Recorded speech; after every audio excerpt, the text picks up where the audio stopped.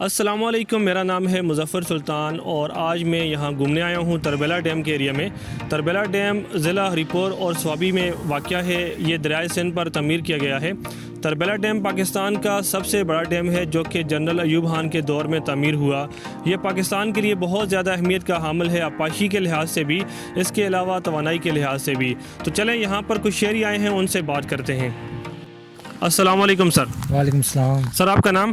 Abdurrahman. अच्छा sir, आप यहाँ के मुकामी हैं या यहाँ घूमने आए हैं? जी हम घूमने आए हैं जी यहाँ पे। अच्छा, तो कैसा लग रहा है यहाँ पर आकर? बहुत अच्छा लग रहा है जी, बहुत अच्छा व्यू है, बहुत बड़ा डैम है। आज पहली मरतबा आए हैं तो अच्छा लगा मुझे।